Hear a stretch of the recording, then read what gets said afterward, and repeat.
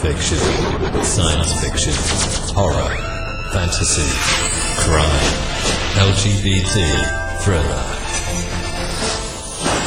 You have now entered the House of Mystery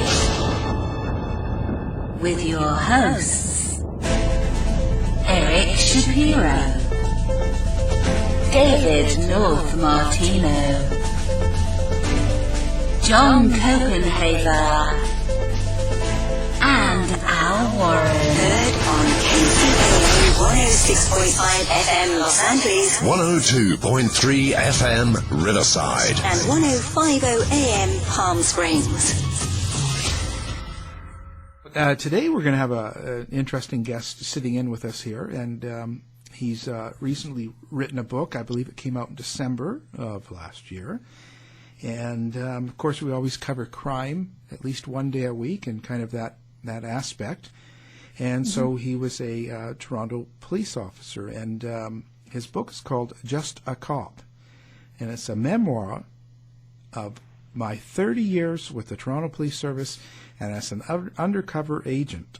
Hal Cunningham, thank you for sitting in with us. Thank you. Glad to be here. So, interesting book and concept of your life as a cop for so much of your life. Let's start with what made you join the police. Like, what was your desire to be part of the police force? Well, as a young child, and I didn't know why until just recently, I always said to everybody, I'm going to be a policeman when I grow up.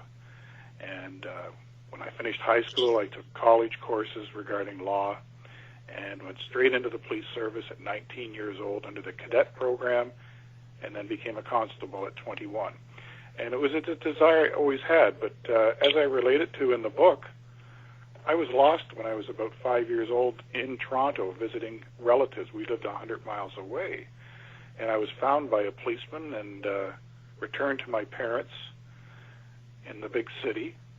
And I happened to work at that police station, 10 years later, when I was 19 years old, in the big city. Of all the units in the city, 17 detachments, or divisions we call them, I started in that particular area where I was lost as a young child for an evening. And I just reflected on that recently, that's probably what instilled in my mind this would be the thing I wanted to do as an adult. So now, and this is a hard one. Did it live up to the expectation? Exceeded it. I think I would have been totally bored in any other career. I'm not an adrenaline junkie, but I enjoyed the challenges of policing, the risks of policing. It's a special breed, and I'm glad I fit the mold because I thoroughly enjoyed it, and the satisfaction that it gave me. It never let me down, especially working in a city with 5,000 other police officers, a city of 2.5 million, 2.5 million, 5 million total in the whole area. It offered a lot of challenges for me. Yeah, it's the big city in Canada. So have you seen over the years, like you went, I guess, from 73 to 2003, I guess that's a ton of changes. Did you find it getting more violent as time goes by? That's a perception sometimes is due to media, where we might not have had the sensationalism in the reporting on all crime back in the early days. I remember we had many police officers shot at, killed in my earlier days than I think we did in my later days. It was rough and tough on the streets. It was us against them sometimes. And later on, our hands were getting tied more and more with restrictions and procedures, and it did change over the years. So now, what do you think your biggest surprise was about being a cop? Like, what kind of did you get that you weren't expecting to get? probably the camaraderie. I worked with the best group of people, all with the same goal of making a difference out there, liking to go into work every day and enjoy your duties, and making sure we all went home together. And that was brotherhood between the people I worked with, and that's something that we have to have, because we're there for each other, and that understanding in all kinds of situations. I just wonder, now, we're getting too personal, how hard is it, like quite often you see on, cop shows and movies and stuff like that, quite often they make the personal life look really struggle, like it becomes really hard because you're in such an involved job. Is that very realistic? Yes. A lot of policemen you'll find have relationships and marriages with nurses. And that's probably because we both have an understanding of the other side of society, the ugliness of some things, and the coping of shift work. We both seem to have parallel worlds, and a lot of them end up getting together to lean on each other, to support each other. It is challenging. You can't bring home your problems. Some people don't discuss it at home, and that's not always a good thing. But sometimes it's the right thing to do, is to protect your family from the ugliness of what you've seen. And if you can deal with it yourself and compartmentalize it and handle it and cope with it, you're a better person. So there is complexities. And nowadays, we're seeing a lot of PTSD, a lot of suicides, and it's very serious right now. Okay, Hal, I really enjoyed reading your book, and I haven't read it in completeness, but what I've read of it tells me that for the reader, you've tried to really lure the reader into your way of thinking and how you've experienced and grown in your role as a police officer. And it's a very easy read. And some books that professionals write, people struggle with, because there's a lot of jargon, there's a lot of terminology that's associated to our particular professions. And within this book, it's easy to read, and you're talked through an experience. And that's through specific things that have happened to you and those people you've had interactions with throughout your career. And you've compartmentalized it in terms of your different roles. I think looking back at some of the things you've just said to Al, when you're talking about is public perception about crime waves and how different crime has come more to the fore. So for now, for example, terrorism, and people's perception is that we're more at risk now than ever before. But actually what you're saying is, well, right back then, I witnessed a bigger loss of colleagues and death than I have ever experienced in my later years. So it really goes to show how the public perception of society is so very different from the perception of those professionals working within it. And you've mentioned police and nurses, and that will extend to anybody in a political position, I suppose. So looking back across your career now, and those sort of I can't even say the words this evening. So how you've separated your book into those different compartments of your life. What was the most interesting role you've had, and what provided the most learning for you as an individual about yourself? Okay. I, as stated in the book, did my young years as a street cop. I was out in the cars 24/7, working with great partners, encountering gun calls and homicides and every call you could imagine in the heart of downtown Toronto. But at 25 years old, I was now qualified for advancement in regards to a specialized unit, whether it be a drug squad, a morality, vice, tactical unit, anything. I chose intelligence, and specifically the branch of it for surveillance. I had heard a bit about it, this secret unit, and I walked in one day, asked for an interview, and I was accepted. And at 25 years old, I was one of the youngest ever to be brought into the unit. I love driving a car, and this is ace race car driving required, following people. It's high speed and very challenging. And then as a team, you're following people for a investigative unit. And we were a support service, the specialist, for units like homicide, hold up, internal affairs, drug squad, morality, organized crime families. We would follow their suspects sometimes when they're directly involved in a crime or just for fact-finding information. And they never knew we were there. They never knew we were there 99% of the time because we were good. I found that challenging. I was an actor. I acted. I used props. And I watched people the day after they killed somebody because we would be put on the case to follow them. I watched bank robberies go down as they occurred, drug deals with an undercover police officer making a buy. I was right there beside them. They never knew it. And this wasn't just me. This was our team. So me, I fit the mold, and I never knew it until I did it. So much so that I ended up teaching it for 25 years, surveillance to investigators, off the job as a private business, well before I retired and after I retired. So I had a great deal of satisfaction with that unit, the surveillance part of it. And what was the biggest point of learning for yourself as an individual? Because in our profession, I'm a professional, and in our professions, we learn on the job all the time because of changes in society, learning, research, etc. What is it that you learned about you through that journey? I tried to be the best I could be personally.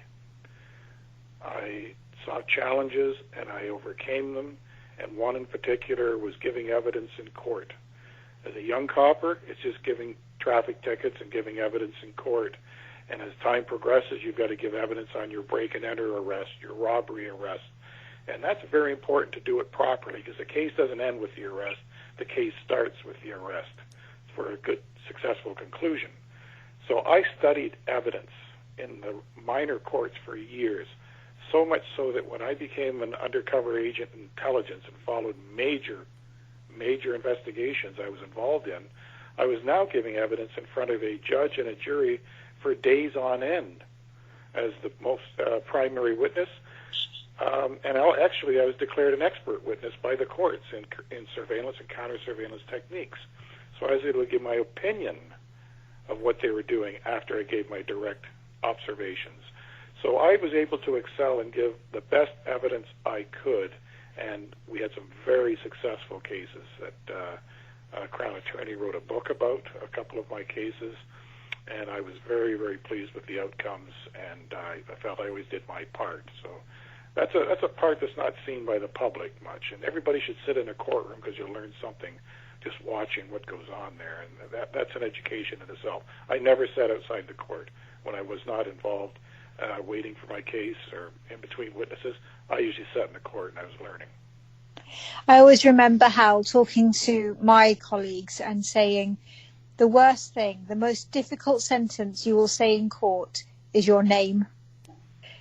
Because that moment when you stand in a witness box and you have to talk through your name and your professional working address and then take the oath, that's the first time you hear your voice in that courtroom. And for some, it can be the moment of complete terror until they've done it a few times. That's why it's good that young officers are not taken immediately into specialized units.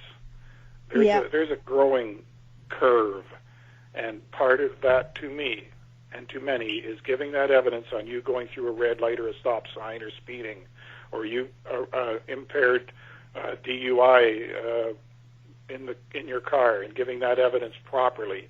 So now you're ready to give evidence against somebody on a murder case, or 30 bank robberies like I was involved in, or terrorist cases like I was involved in.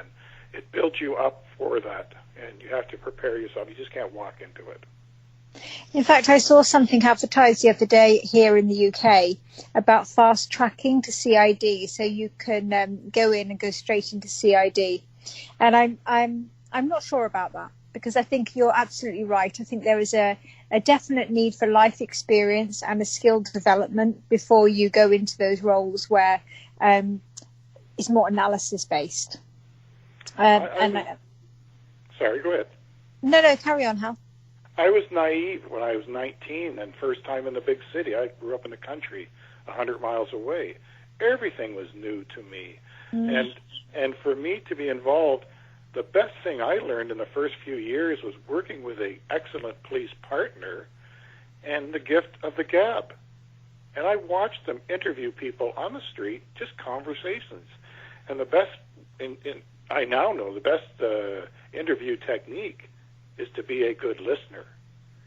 And I listened to them ask pointed questions and then stop and let the person talk, listen and pause and wait and ask the right questions and have the gift of the gab, I call it. And that was a learning experience that senior officers were able to unknowingly pass on to the younger recruits, and I took that like a sponge. When people read your book, they'll be talked through your journey with, and they'll really get a feeling about your humour and how you use humour as a development of your own resilience, and also about your humility as a police officer and what you're actually trying to achieve. If I was to ask you, what was the learning on a case that didn't go so well for you, what would that have been? That didn't quite make that to the book because that's not obviously what you would want to portray. But when we do things that don't go to plan, that's often where we learn the biggest lessons. So what was that for you? Now, I'm stumped. You caught me here. I made mistakes. Probably in the younger years, I wasn't a good listener. I maybe shouldn't have been as forceful. I think there is a super cop phase that all young officers go through, and I think I was probably maybe a little heavy-handed in regards to my verbal interaction and with somebody, and it's just life in the big city where there's a lot of anonymity of you dealing with these people. It's not the mayor's son. It's not a small town, and they should listen to me because I'm telling them, and I'm not going to take a no for an answer, or their resistance isn't going to happen because this isn't a big city. And I think I should have maybe been a little more compassionate in my younger years, but that seems to be a phase that a lot of guys go through, and it's hard when you're given all this new power and position to be a little humble in the early days. I think that's a really nice story for you to have said, Hal, and I think that that's replicated in any position where there is a power imbalance between you and the person you're working with, and that shift from being sort of a baby police officer, a baby professional with a position of power, saying, I'm doing to you because I can, and I think that's my role, to developing into, I actually understand my role is to walk alongside you and guide you, and where things go wrong, I will take action. But first, I'm going to try this approach, and it's a very much a growing into that thinking, isn't it? It takes quite a few years, yes, and you just reminded me of the recruits that would ride with me in a police car, and when they see an offense, they call them all out, because this is all new acquired knowledge to them. Oh, his license plate isn't right, or he made that turn and he didn't stop fully, or this or that. Something you probably wouldn't be ticketing everybody for, each and every one of those, but they see them, they comment on them, and they're chomping at the bit to apply their newly acquired knowledge. Just a little bit of reins to be pulled back a bit, by the senior officer and tell them, yes, you're right, but we don't do that. Can you think of a case that where you've had the biggest impact on an individual? I'm sorry, what impact? The biggest impact for an individual. Well, I did relate in my book to a couple of notifications of family, of deaths of family members, and that's traumatic. And I had just lost my father around that time through a long illness, and I had compassion for them. And strangely enough, I came out of those places feeling good that I did it the best way I could and comforted them. And I knew I did. One, as I said in my book, months later sent me a thank you letter. And I couldn't believe it. it was awful what had happened, and that was unexpected. So there's satisfaction in doing your job well, even if it's the worst thing you have to do, and that impacted me totally. And in terms of interaction with people, what was the easiest type of people to work with, or the type of crime? The easiest? Yeah. I'm sorry, the easiest people to work with? Or the type of crime. So either or, really. So whether those people, so that one of the more difficult individuals to work with would be one that maybe is under the influence of a drug or a substance because of the lack of clarity, etc. Or it could be somebody who's very good with disguised compliance. So you think they're doing everything they should be doing, but actually that's a mask for something more undercover. No, it was undercover. They never knew who I was, and I rarely interacted closely with my subjects because I didn't want them to recognize me from seeing me several times over several days, because I was there. It's a different role, watching and following and note-taking and that. I think the difficult challenges were mostly people that are under the influence of usually alcohol, but it's also emotionally displaced people or drug influence, where you have to do verbal interaction and try the best you can to reason with them and understand it, but you're not going to get hurt either or put yourself in a very, very dangerous situation, and it's a hard balance to achieve the result of getting them to a place of safety because they're a danger to themselves or others, and you are protected and your partner and your colleagues are protected from them. And that's the situation you're seeing now on these cameras on the street all the time, the telephones or phones are recording, rather, and you're seeing these interactions that we've been doing all this time, and hopefully you're seeing the whole situation, not just the final conclusion of it. What led up to it is very important. It's very challenging. There's a lot of patience usually involved in them, and take time, and it's not just a 20-second video. It's probably been going on for a while, and it's hard to resolve those situations where the person isn't complying. And we always go into situations with, we have our own unique set of values and prejudices, which we have to recognise in order to be able to manage them. What was the most difficult prejudices you may have had or had to overcome in order to fulfil your role as a police officer? The most difficult, what was it? Prejudices. So Prejudices, I'm sorry. Yeah. Because we all have them. I mean, it's everybody has prejudices, and it's about us recognising them, understanding them, and then being able to adapt them to our role. Yes. So how did you do that? How did you find that? Again, being what I called a country boy, this was all new to me. I had people of color in my high school, people of Asian descent in my high school, people of the Jewish religion in my high school, where I came from, and many other things, and gay, homosexual, lesbian people in my high school that I knew of. So all those things were something new to me that I had to have the learning curve from the start. When I arrived downtown, and that's in the middle of our gay community, and dealing with those people. And I actually lived in that area too for many years. I wrote about it in the book also, that I had to, and transgender people, oh my goodness, in that area there's a prostitution track and there's a transsexual track of prostitution in our area downtown. So I had to learn about them all and understand them and they're not an adversary of mine. I talked to them in a uniform position. There's lots to learn by speaking to these people and listening to them. So it was all a challenge. I did not work in a housing project area in parts of our city where there's colored people, new Canadians, communities, and sometimes the crime is challenging in those areas. I didn't have a large involvement in those particular housing project areas. They're not in the downtown core per se. They're out in the edges and that. So that's very challenging for the officers trying to be fair to everybody and and keep the community safe who are asking for the police to help them and keep them safe. So I didn't have quite those challenges that they have in those areas.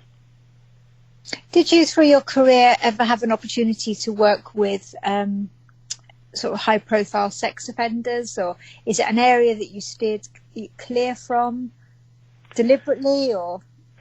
No, I didn't specialize in a unit that dealt with that. I, as a detective for years, had some cases regarding some sexual assaults investigations and that.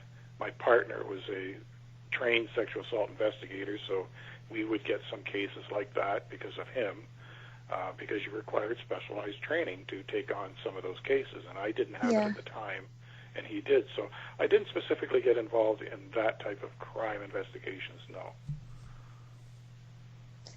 Okay, and if there was a message that people were to hear from your journey as a police officer that you've recounted in your books, if they go away tomorrow and they grab the book, what message do you want them to hear? I want to share our story, and I want them to share my eye. And I had many ride-alongs with me over the years when I was a uniformed supervisor, a sergeant, and later on a platoon commander, a staff sergeant.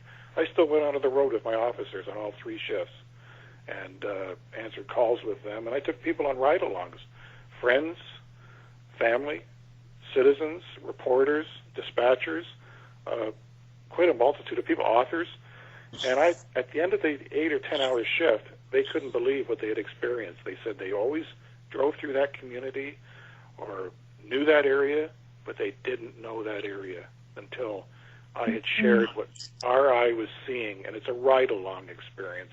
And that's the way I've made the book, that whether I'm undercover following bank robbers, terrorists, murderers, I'm telling you what I saw from my eye while I'm following them, and I'm sharing it with you as I am with the gun calls I was on in uniform, the snipers on the roofs, the murder scenes I was at.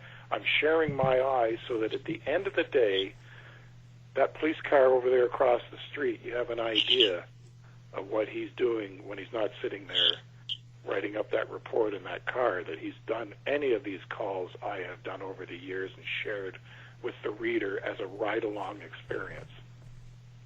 And you talk quite heavily at the beginning of the interview about the camaraderie that you experience within the police force. And how have you sort of plugged that gap since you've been out? Because it's quite often, isn't it, that people who are in the military or people who are in a profession whereby you have to rely, your life will depend on the person next to you. How do you replicate that when you leave?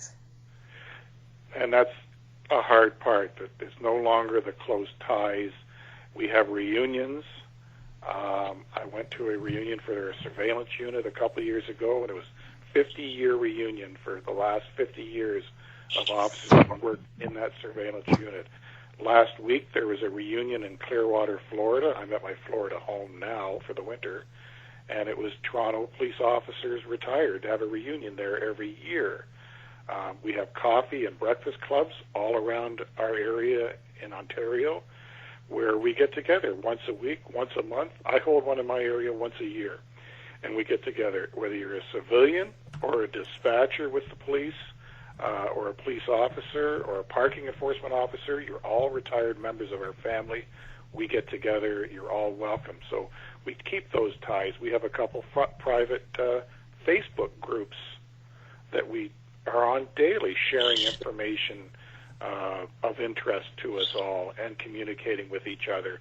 And we've got people that live, I've a buddy in Cuba, a buddy in Vietnam, a buddy in Australia, a buddy in England, and across the country and all over the states, Arizona, Texas, Florida, and we're communicating there on that system. So that's really helped a lot.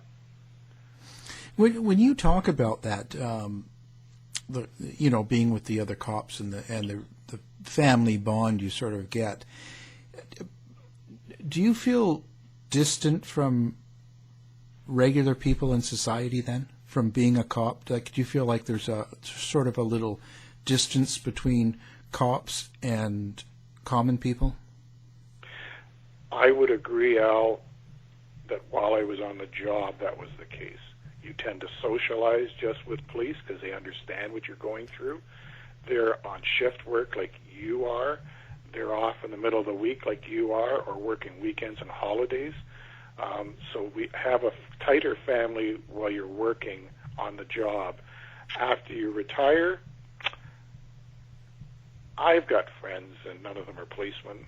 I play poker 3 nights a week, and I play with a bunch of guys. They're a great bunch of guys, and they're all from different professions, from doctors and lawyers to own car dealerships and hardware stores and everything. And I socialize with everybody, so I don't have that family anymore, nor do I need it anymore, and it's not close in there for me. So you have to adapt, and I have quite a big circle of friends now. Yeah. Well, you're not gambling for real money, are you? You know that's illegal. No, we just play for fun. It's bridge. I didn't say poker. Sorry. No, I just, the last question and even this now, I'm sort of thinking that, because I know a lot of cops, and I think that you're dealing with kind of a lot of the ugliness or negativity in people, the things that you're dealing with a lot of people doing bad things. And I just wonder if that carries through so that after so many years of doing that, you just look for the bad things in people? You've seen a lot. Yeah. And you're exposed to a lot. But you've also seen the good in people. And I don't think you could have survived 30 years on the career as a policeman if you didn't weigh it properly and adapt to it and understand that they're not all bad out there. You're there to help them, do what you can, and serve the community, honestly, and that's what you're there for. And they're not all bad. You see some ugliness that others should never see. The average citizen doesn't have to see what we see. One thing I thought about my book was I talked about my career, and I probably said 90% of the things, of the interesting stories that I did, good, bad, sad, whatever. But I didn't say, and I could in a paragraph say, I didn't relate to the young child that was run over by the truck, and I was there, or the couple that died in the car accident, and the wires fell on them as the car's on fire, and they died in the car. I didn't talk about a guy that blew his head off, and I'm standing around, look down, there's pieces of his brain and his skull around my feet, 50 feet away. I didn't get into the gross, disgusting things that I've had to cope with. To me, it wasn't a story worth relating. It's just sensationalism, and I dealt with it. I'm lucky. It didn't affect me. I have nightmares to this day. I don't call them nightmares. I have confrontational dreams. My wife still kicks me because I'm thrashing sometimes. That's been going on forever, and that'll never end, where it is me versus them that's usually police-related. I don't understand why, but I didn't have PTSD. I survived the job. I didn't need the help. I could have, but I didn't. And I was able to weigh things properly and balance them, so I'm just very lucky. That's all that there is to it. Most guys are lucky. Nowadays, we're losing more than before to PTSD and suicide, and that's scary. And you ask me what I'm doing.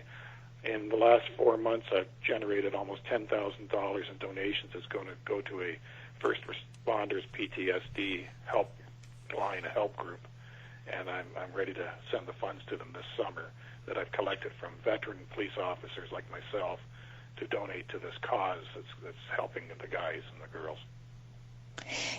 Hal, do you think there's an increasing identification of PTSD due to our understanding about how we become desensitized and how there's that reinforcement of the need not to be desensitized to a situation? I don't understand why there's more of it now than before. We've seen our military people come back from Afghanistan, and we've lost more to suicide than we lost in the battles. Police officers, it's probably the same thing. It's pretty high. And I don't know why the coping skills aren't kicking in and they need help. I don't know why they're suffering. And we're having an inquiry next year, or this year, on last year's suicides, rather. in Ontario by the government because there's so many officers. And they're going to ask, is it the institution? Is it the higher-ups not giving them the help they need, or the stigma that they're asking for help and affecting their careers?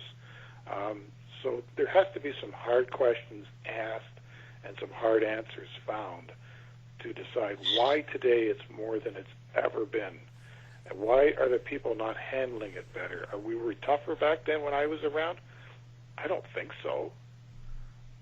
I just know that we didn't have this much. It's an interesting point, isn't it? And certainly when we see each year Remembrance Day here and thinking about those that have been through the war, and I don't, there's never a story about any of those individuals then having treatment or support for PTSD. And I wonder what that shifts about. And as you rightly said, it's not about strengthening people. There must be something more than that. When we're working with trauma and we're dealing with life events and life and death situations, over time we have processes we have to follow in that moment. So when something happens bad in a profession like the police, there are processes that have to be followed, and it's very easy to become desensitized to actually what's happening around you. How did you prevent that from happening? Well, first of all, it's been around. I just want to backtrack one step. In World War I, we called PTSD shell shock. Yeah, you're absolutely right. You know, so it's just a different name. What's PC now, politically correct name to use for probably what was very similar to what's happening now. Yes, yeah. So it's nothing new, but it seems to be more of it, in my opinion, and it's a very serious matter. Very serious matter. Or maybe it's just more acceptable to be able to talk about it now. Perhaps. I said in my book, I went around a corner and I cried at a SIDS, infant death. Yes, and it hit me and hit my officer, and then I went back to work. Another thing, I remember going home from work, and the car beside me was the guy that worked inside with me. We're heading home after midnight on the highway, and there was an accident in front of us, and a guy was decapitated. We both got out, secured the scene, called the police, waited till they came, told them what they had, and they let us go home. And I asked the officer the next night, we're back into work, I said, Ian, can I ask you a question? I said, when you went home after that accident, how'd you sleep? He said, oh, no problem. I said, me too. I said, are we okay? And we were. It's just how we're able to handle it, and it didn't affect us negatively. We just moved on like you always do, from one bad situation to the next situation, whether it's good or bad. And that was my indicator that he and I had been around a while, and that was just another thing we had seen on the pile of things we'd seen, but it didn't keep us awake at night or traumatize us in the way that it has with some others. Yeah. We're fortunate.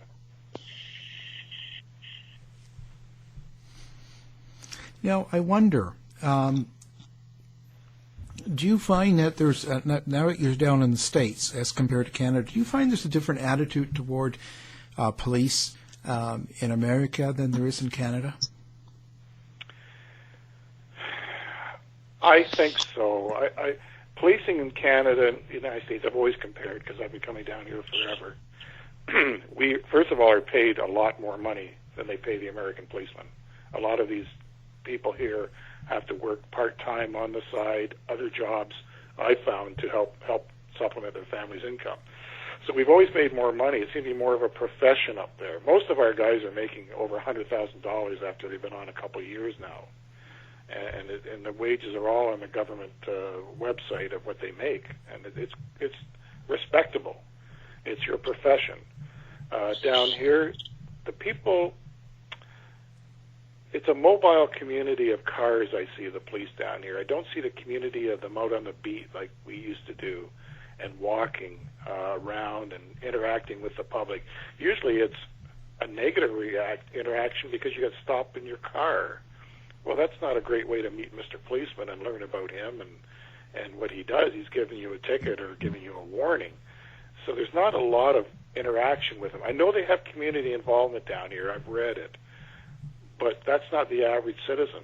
The average citizen sees them doing radar or stopping cars from their police car, and not much more that I've seen regarding interacting with the police.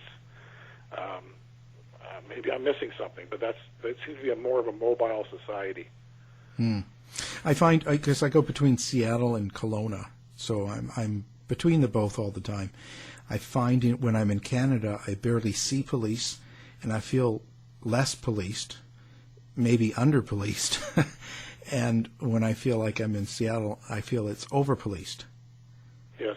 You know, like I feel a tension. And to tell you the truth, I mean, it's only RCMP, not Toronto Police Force, that I've seen, or OPP. But it seems like they're very approachable, and you can easily talk to a cop in Canada. In the States, there seems to be a bit of a distance. I agree. When I was in Toronto, and I always worked in the downtown areas in the core, and they would go 24/7, tourists galore till 3, 4 in the morning, and then people are getting up going to work. It was always something going on. The two things that American tourists would say to me as a policeman quite often when I'm downtown, they walk up to me or my car, and they'd say, boy, your city, is it ever clean? And the other thing was, I feel so safe here. We can walk around here all night, all evening, and we're safe. And I said, you are. You are safe. Mind you, I can show you 3 spots if you go dealing drugs, buying drugs at 4 in the morning in a housing project area in the fringes of the city. I would say that's just bad advice. But downtown here, no, you are safe and secure as far as I'm concerned, and enjoy it. And that's what people do. So it is a safe city, a safe community for people, and they approached me to tell me those things because for some reason we're approachable. And that's why the guy on the beat is the easiest guy to walk up to and talk to. So if you don't have that area where there's a guy on the beat in the downtown core, I think people feel safe when they see two policemen walking down the street in the downtown or standing on the corner or seeing a couple cars sitting around watching people go by. I think they feel safer because they're there. Yeah, and it's much more approachable in person than in a car. Yes. You know, and I see there's a lot of shows like Live PD and things like that on, and I don't know if it's really helpful or not for police. I'm not sure what you think about stuff like that. I'm all for it. Honestly, I thought Cops was the best thing to happen for television. Right. I couldn't believe people would sometimes say to me, is that real, Cops? And I go, darn right it is. That's what happens. You don't know what to expect. As you approach that car, you just pulled over. You don't know what they're going to say. You don't know what they're doing, and you have to deal with it. And there's the camera over the shoulder showing that. I think Cops was the first reality television show ever. And now live TV has taken it a step further where it's just action plus with multiple cameras and multiple calls and analyzed by their panel of 2 or 3 to tell you what you're seeing, to help you explain what the officer was doing or the procedure and that. And I think it's great. I think it's an education. Yeah, it certainly is. Certainly they get to see more what really goes on, especially if you don't have any run-ins with police and stuff. So, I mean, that's probably a good thing. So now you're retired. What do you plan on doing? Well, my book was my project.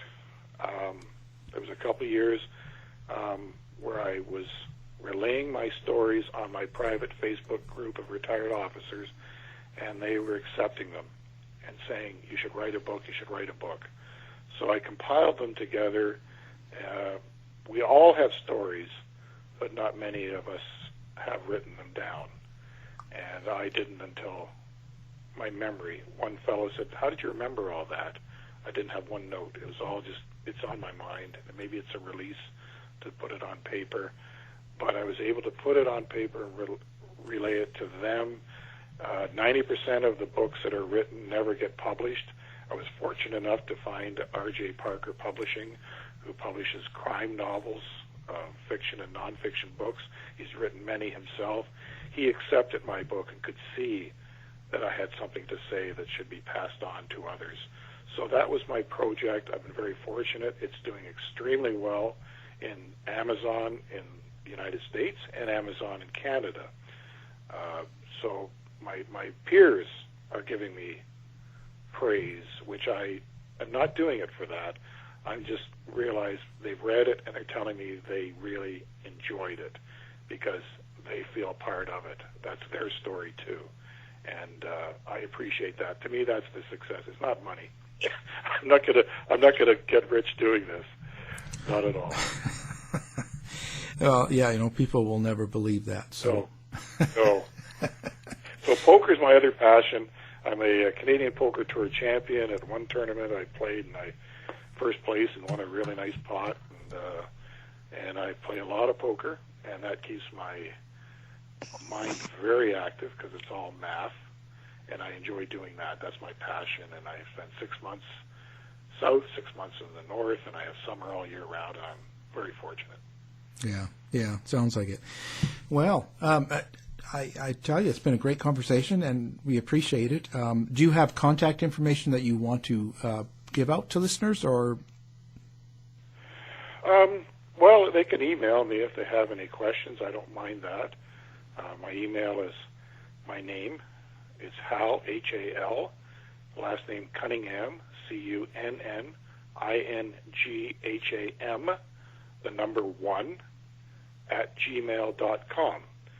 And I'm anybody, I don't mind sharing. I taught for 25 years my surveillance techniques in front of classrooms and field exercises. I don't mind speaking in the public and sharing what I have to pass on. And if they have any questions about policing, about the book, or a good poker hand, they're welcome to ask me about it. I'll give them my opinion. Well, and we're going to have your book on our website as well, so listeners or people listening from the website or any of the stations can just do a one-click and pick up the book.